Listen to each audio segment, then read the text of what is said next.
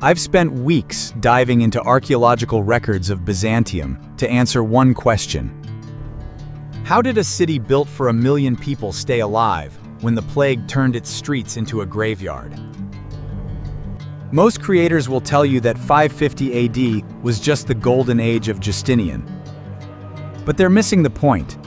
This was the exact moment the Roman Empire was at its absolute peak of power, while simultaneously staring into the abyss of total collapse. In this video, I'm taking you inside a version of Constantinople you've never seen. From the hidden hydraulic lions of the Great Palace to the terrifying reality of a megacity under siege by an invisible enemy.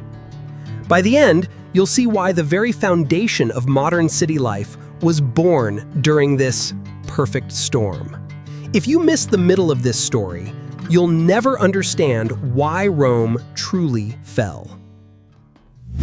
Imagine you are standing on the deck of a merchant ship, slowly gliding into the waters of the Bosporus at dawn in the year 550 AD. The air is thick with a unique sensory cocktail: the sharp sting of salt spray, the acrid smoke of thousands of morning cooking fires, and the heavy, sweet aroma of Eastern spices wafting from the docks. Before you unfolds a spectacle that has no equal in the world of the 6th century. The rising sun catches the gold-leafed domes and the polished white marble of buildings that seem to stretch toward infinity. To your left, the massive Theodosian walls rise from the earth, an impregnable, multi-layered defensive system that has guarded the city against every barbarian threat for over a century. To your right, the Sea of Marmara sparkles like a sheet of sapphire. As you enter the Golden Horn, you find yourself in the busiest harbor on the planet. Here, thousands of vessels are moored, heavy grain ships arriving from the Nile Delta in Egypt, sleek Byzantine dromons built for war, and merchant boats from as far as the Indian Ocean. You hear a cacophony of voices, sailors shouting in Greek, Latin, Syriac, and Gothic. This is not merely a city, it is the center of the universe, the eye of the world, as contemporaries called it. While ancient Rome has withered into a semi-abandoned shadow of its former self, with its population collapsed to just a few tens of thousands, Constantinople in 550 AD is a pulsating megacity of over 500,000 people. Today, walking through the streets of modern Istanbul, it can be difficult to visualize the antique giant hidden beneath layers of Ottoman heritage and modern concrete. But using historical records and archaeological data, we can reconstruct this lost world, from the staggering heights of the Hagia Sophia to the secretive subterranean chambers of the Great Palace. By 550 AD, the world is ruled by one man, Emperor Justinian I.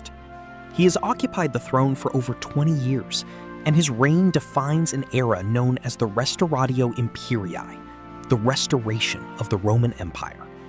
His ambitions are boundless. He dreams of reuniting the fragmented Roman world and reclaiming every lost province in the West. Under the command of his brilliant general, Belisarius, Byzantine forces have already reconquered North Africa from the Vandals and reclaimed the Italian heartland from the Ostrogoths.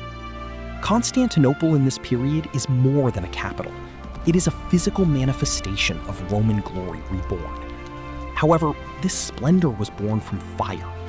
In 532 AD, the catastrophic Nika riots turned the city center into a smoldering ruin. Justinian seized this disaster as an opportunity, treating the ash as a blank canvas to rebuild the capital according to his own grand design. By 550 AD, the primary reconstruction is complete. The city has become the embodiment of imperial ideology, a triumph of Orthodox Christianity and the unshakable power of the emperor. Yet, beneath this brilliance lies a fragile equilibrium. The empire is exhausted by constant warfare, and in 541 AD, a new enemy struck, one that no legion could stop: the bubonic plague. The year 550 AD finds the city attempting to recover from this pandemic, while desperately maintaining its status as the greatest metropolis on Earth. Life in the megacity The Mese and the Forums. The heart of Constantinople is the Mese, or the Middle Way. This is the city's primary artery, stretching from the Melion, the empire's mile zero marker at the entrance of the Great Palace, all the way to the Theodosian walls. It was designed as a grand ceremonial path. Picture a grand boulevard, 25 meters wide, flanked on both sides by endless two-story marble colonnades. These porticos housed the world's most luxurious shops, goldsmiths, silk merchants carrying fabrics from China, and dealers in exotic perfumes from Arabia. As you move down the Mese, you pass through a sequence of magnificent circular and square plazas, the Forums. The most famous is the Forum of Constantine, where a massive porphyry column stood at the center, topped with a golden statue of the city's founder. These squares were the city's social hubs, where citizens gathered to exchange news, engage in political debate, and witness the elaborate imperial processions that regularly moved toward the palace. Unlike modern cities where life is often hidden behind closed doors, life in 550 AD Constantinople was lived in the streets. Beneath the shade of the porticos, money changers sat at their tables, lawyers dictated legal documents to scribes, and philosophers argued with passers-by. The city was incredibly loud. The thunder of iron-rimmed wheels on stone, the cries of street criers, and the constant rhythmic tolling of church bells created a unique urban soundtrack. While the Forums were the center of public life, the Great Palace was the nervous system of the empire. It was not a single building, but a colossal complex of halls, churches, gardens, and residential quarters stretching from the Hippodrome down to the sea. By 550 AD, this was the most secure and opulent residence on the planet, covering over 400,000 square meters. It took nearly 15 minutes just to walk from one end of the complex to the other. Reconstructions based on Byzantine texts show a world of unimaginable wealth. Entry was through the monumental bronze Chalky Gate. Inside lay the vast throne rooms, where emperors received foreign ambassadors in ceremonies designed to overwhelm. An ambassador might be greeted by an emperor sitting on a golden throne, surrounded by mechanical lions that roared, and artificial trees filled with singing metal birds. These engineering marvels were intended to instill a sense of divine awe in any visitor. The palace was directly connected to the imperial box, or kathisma, at the Hippodrome, allowing the ruler to appear before his people without ever leaving the safety of the palace walls. For the emperor and his court, life was an endless cycle of rituals meant to emphasize their divine selection. Yet for the thousands of slaves and servants working in the lower levels, the palace was a place of invisible, grueling labor that kept this massive machine of power running. Hagia Sophia, heaven on earth. The pinnacle of Justinian's architectural ambition was the Hagia Sophia, completed in 537 AD and reaching the height of its glory by 550 AD. Justinian hired two master mathematicians, Anthemius of Tralles and Isidore of Miletus, to build something the world had never seen. Imagine entering beneath that dome for the first time. In an era where most buildings were dark, heavy, and earthbound, the Hagia Sophia was a revelation of light. The dome, over 30 meters in diameter, appeared to be suspended by a golden chain from heaven itself. Light flooded in through 40 windows at the base of the dome, creating the illusion that the structure was floating on air. In 550 AD, the interior was even more dazzling than it is today. Thousands of square meters of gold mosaic, pillars of green jasper and purple porphyry taken from ancient temples in Ephesus and Rome, and a massive silver iconostasis. Upon entering the temple on the day of its consecration, Justinian famously cried out, "Solomon, I have surpassed thee." This was no hyperbole. The Hagia Sophia remained the largest Christian church in the world for over 1,000 years. It was not just a place of worship, it was physical proof of the union between God and the empire. The Hippodrome, passion and politics. Adjacent to the Hagia Sophia was the Hippodrome, the beating heart of the city's social and political life. This massive U-shaped stadium could hold approximately 100,000 spectators. However, in 550 AD, the Hippodrome was much more than an arena for entertainment. It was the only place in the empire where the common people could directly address the emperor and voice their grievances. The stadium was dominated by the sporting factions, the Blues and the Greens. These were not merely sports fans, they were powerful political and religious organizations with their own militias. Loyalty to a faction was absolute. Even Justinian himself was a staunch supporter of the Blues. Chariot racing was an incredibly dangerous sport. Drivers, controlling teams of 4 horses, hurtled across the sand, attempting to cut off rivals at the Spina, the central barrier decorated with ancient Egyptian obelisks and bronze statues. The roar of 100,000 voices echoed through the halls of the nearby Great Palace. It was here in 532 AD that the Nika riots began, when the factions briefly united against Justinian and nearly toppled his reign. By 550 AD, the tension had cooled, but the Hippodrome remained the place where the city's fate was decided. If the populace was unhappy with taxes or bread shortages, the emperor heard about it here, amidst the screams of the crowd. Daily life, housing, bread, and water. How did the average Constantinopolite live?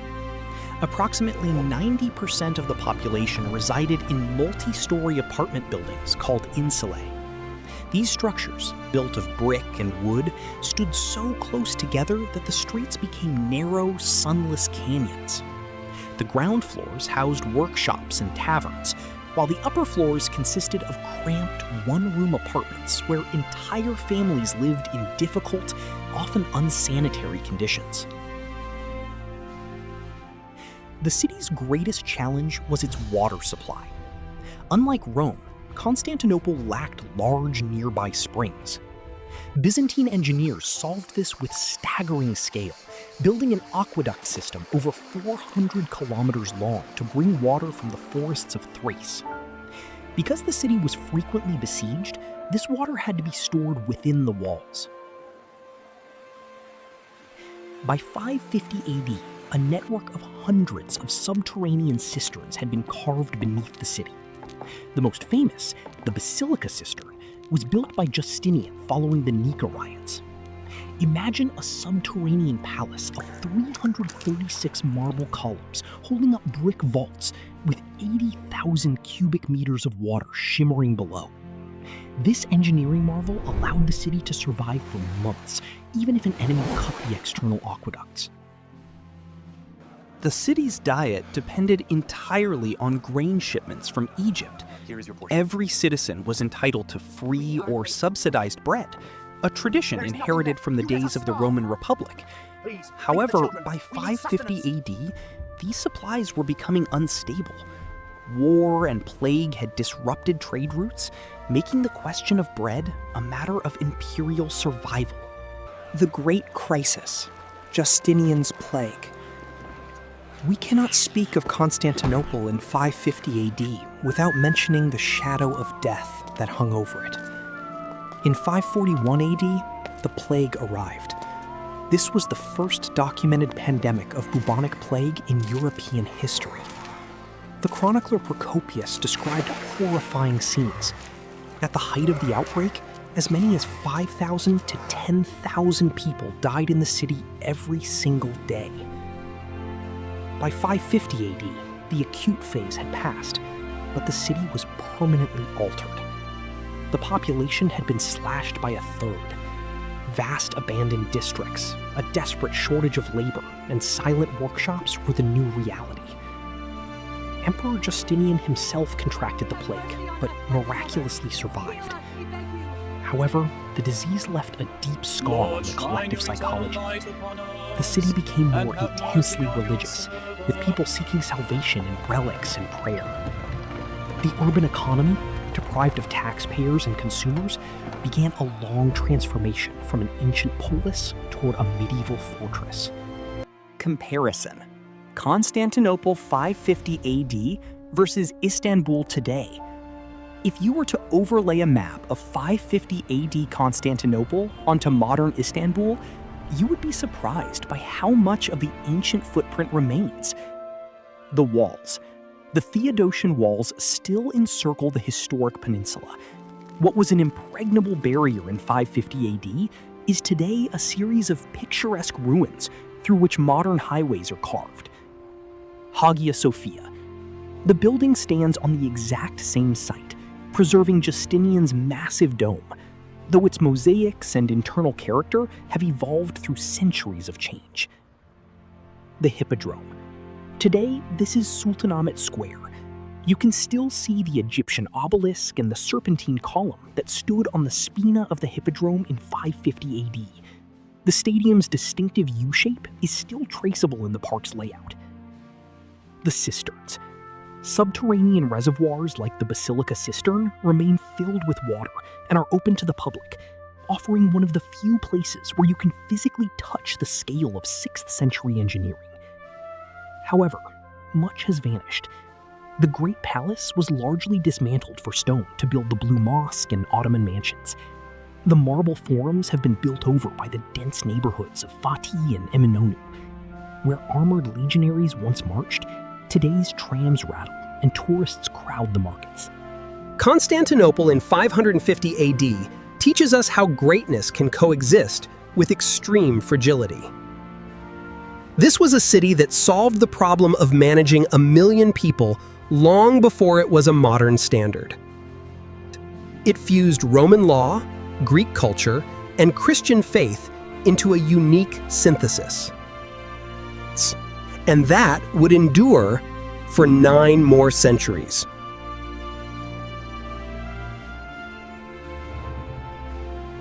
This entire empire was built on secrets. Secrets that we are only now beginning to uncover. The empire faced challenges that could not be solved by gold or steel alone. And the subsequent years were marked by a pandemic and economic exhaustion. Justinian built a city meant to be an eternal Rome. But nature and time had other plans.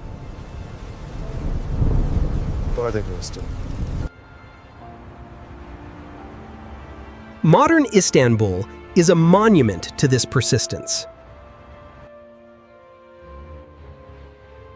Every time we see the dome of the Hagia Sophia on the horizon,